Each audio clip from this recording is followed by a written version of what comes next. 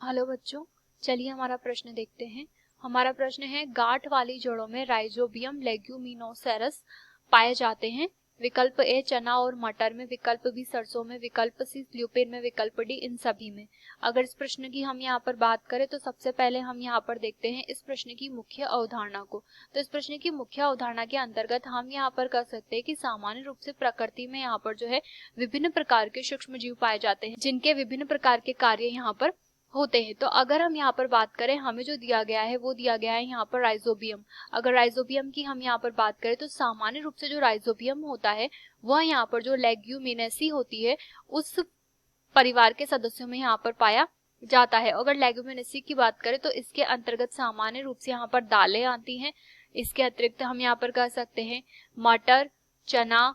इसके अतिरिक्त हम यहाँ पर कहेंगे बाकला, सेम, ये सब इसके अंतर्गत आते हैं। हम यहाँ पर कह सकते हैं कि जो लेग्यूमिनेसी पादप होते हैं, इन पादपों में यहाँ पर जो है विशिष्टता पाई जाती है। इसके अंतर्गत हम यहाँ पर कहेंगे कि ये जो होते हैं राइजोबियम के साथ में यहाँ पर जो है सहसंबंध स्थापित कर लेते हैं। अब राइजोबियम के साथ जब ये यहाँ पर सहसंबंध स्थापित करते हैं तो इसके अंतर्गत हम यहाँ पर कह सकते हैं कि जो राइजोबियम होता है, एक तो ये यहाँ पर जो है जैव उर्वरक के समान कार्य करता है।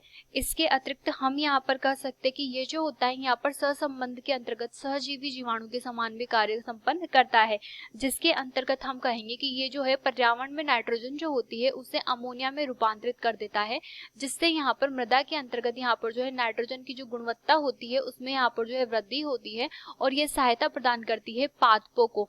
इसके अंतर्गत हम यहाँ पर कह सकते हैं कि जो पादप की यहाँ पर जड़ें होती है उनमें यहाँ पर जो है ग्रंथिका, मूल ग्रंथिका जिसे हम कहते हैं, उसका यहाँ पर निर्माण संपन्न होता है। और ये जो मूल ग्रंथिका होती है यह यहाँ पर सहायता प्रदान करती है अधिक से अधिक मात्रा में यहाँ पर जो है अवशोषण में, ताकि यहाँ पर मृदा से जो है पर्याप्त मात्रा में नाइट्रोजन जो है प्राप्त हो सके।